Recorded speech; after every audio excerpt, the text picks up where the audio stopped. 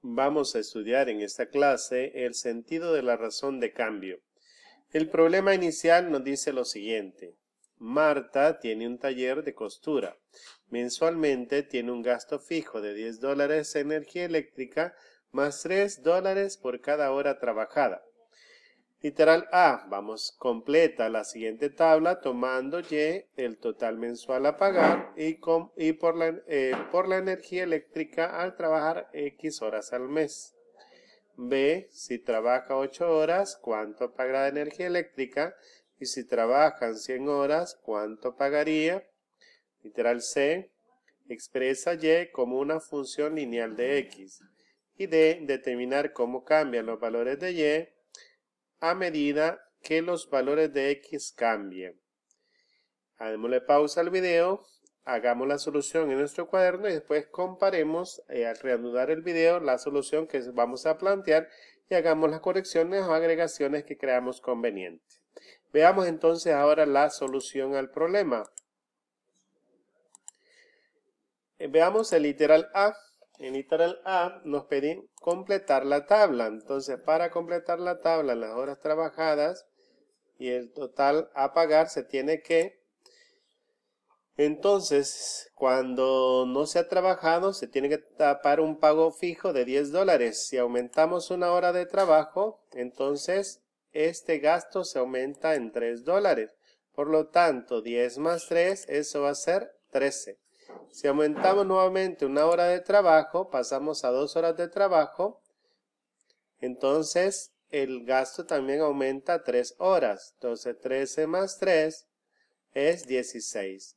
Si aumentamos una hora de trabajo, llegamos a 3 horas trabajando, entonces también aumenta el gasto de energía eléctrica, 16 más 3, eso va a ser 19.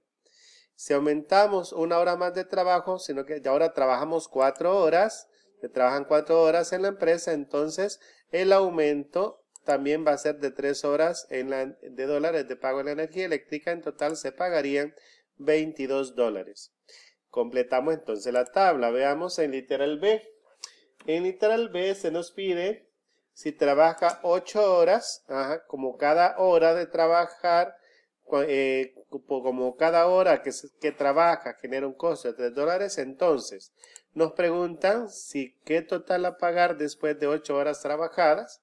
Entonces el valor de Y que se va a pagar va a ser igual entonces a los $10, aunque no se trabajan, más los 3 por cada hora multiplicados por el total de horas trabajadas, que en este caso son 8 horas.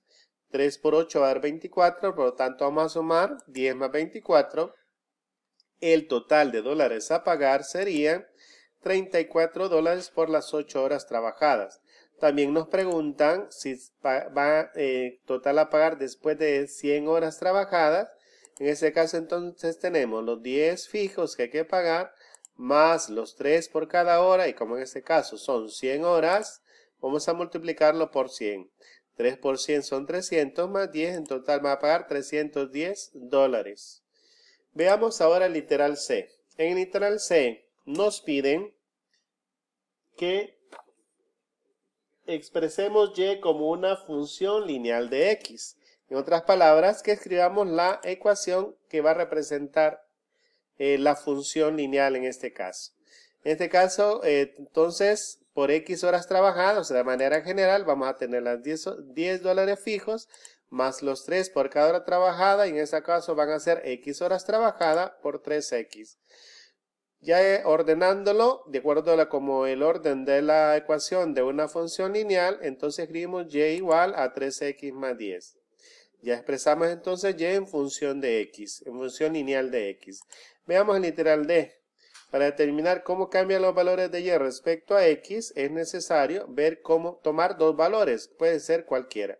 En este caso vamos a tomar 1 y 3. Entonces los valores, 1 hora trabajada y 3 horas trabajadas.